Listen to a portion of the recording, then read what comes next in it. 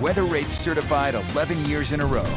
Hot days adding to the drought situation here in Utah. And only more heat to come. Let's head right over to Chief Meteorologist Alana Brophy. Oh, the heat is going to continue to build, and we know it's out there right now. Plenty of sunshine. You get that direct sun, and you are feeling it. Live look from Utah Lake, the Linden Beach there, where we have mostly clear skies, and temperatures are above average as they've moved into the 90s throughout Utah County, upper 90s in Salt Lake at this hour.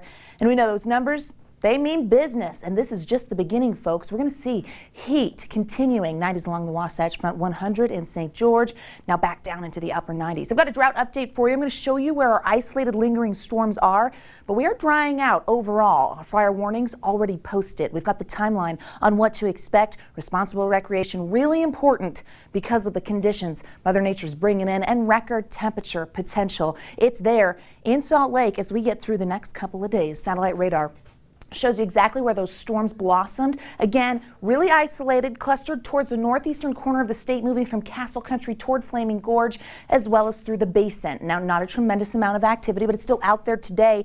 That lingering monsoon moisture allowed to bring in just a little bit of activity in between Price and Duchesne and then over the Uintas. But all in all, we're drying out. Drying in southeastern Utah, the southern portion of the state, and we're dry overall. Dry is something we're not a stranger to. Newest drought numbers out today haven't changed much. We actually still see 83% of Utah in that extreme drought category, which is in red. It includes Salt Lake, Utah County, the central and southern portion of the state, as well as 8% of south central Utah in exceptional drought. That's the highest the drought monitor goes. Exceptional is category 5 out of 5. You see the basin doing a little better, so that monsoon moisture helping a tiny bit there. But we know drought is going to be something we battle, and of course that lends itself to fire conditions. Taking a look at the water year, you're actually going to be able to see exactly where we have fallen short, and we've seen several months below average, and that does include the beginning of the year and as we made it through the spring. So as we look at those numbers, November, January, February, April, June. Now, we were close to average in March and May, but not enough. We're sitting at a deficit.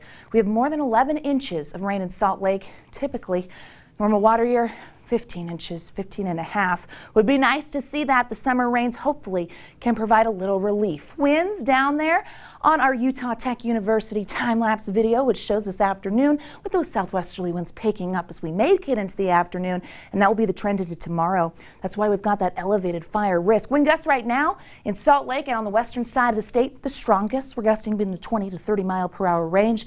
That often helps crank temperatures as we sit above average. Now, that elevated risk, western side of the state, the West Desert, we'll see some blowing dust. Hazy conditions are out there in our valleys because of the winds, and we get warnings as a result. So these isolated storms dwindle into tonight, and our gusty winds and the potential for some blowing dust down south as a red flag warning goes into effect for West Utah at noon. That will hold until Saturday night, so we know it sticks around. We bring in some cloud cover with a little bit of moisture from the south, but it is going to be hot. Saturday looks to bring peak heat and the best chance for Salt Lake to break that record as those temperatures will want to climb. Looking at the numbers for tomorrow, mid-90s with some triple-digit potential in Salt Lake, Moab and St. George.